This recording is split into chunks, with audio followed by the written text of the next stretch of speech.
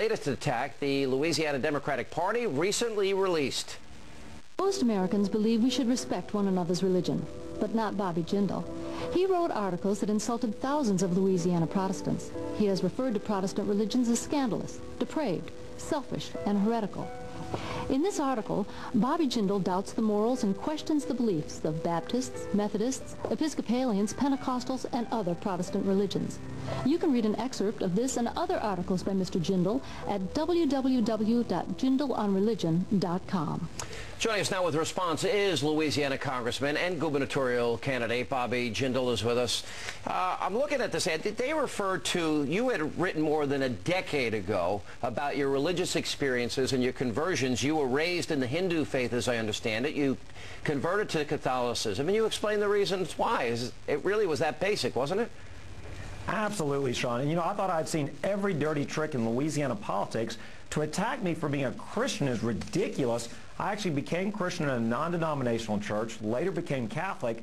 When you actually look at the writings, they actually have just absolutely made up these allegations. The only time I talk about other denominations, I talk about what my own church could learn from those denominations. What I talk about is the fact that we as Christians are united by a belief in the risen Lord Jesus Christ, the truth of the Bible. What's amazing to me, it's no coincidence. We're ahead in the polls. We put out a detailed policy on how we can end corruption in Louisiana. They're trying to distract the voters. It's ridiculous they would do this. I got to tell you, it is clearly a smear.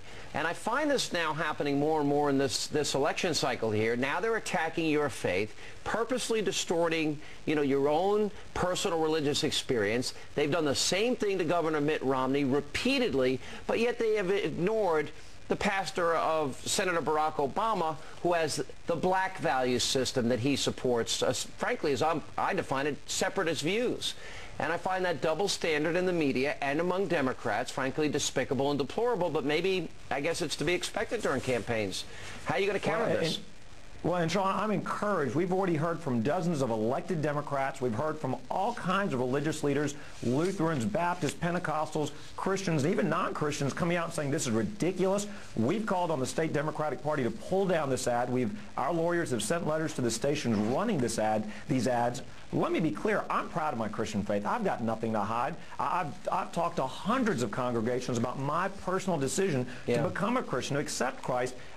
Ironically, at a church founded by a Billy Graham disciple, I've got nothing to hide. I'm not embarrassed. If they would simply tell the truth, I'd be proud. But what does this have to do with electing the next governor of Louisiana?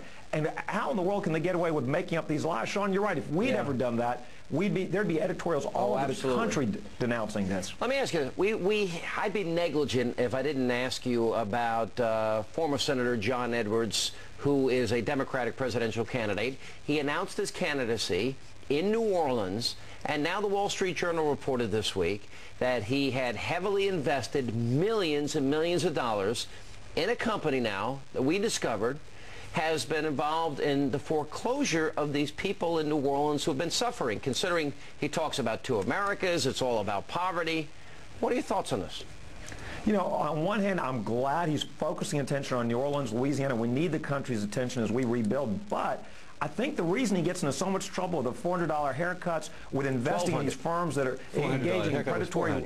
$400. No, but there was one instance where he actually there was a $1,200 instance where he had to fly in the stylist. Oh, I apologize for being not saying $1,200, but for investing in these firms that may have engaged in predatory loan practices. I think the reason he gets into so much trouble is the hypocrisy. On one hand, here he is saying that he's trying to say that we should all act and be better, and he holds himself up as an example. I'm grateful he's focusing attention on New Orleans, Louisiana. Don't get me wrong, but the hypocrisy, I think, is what is so offensive.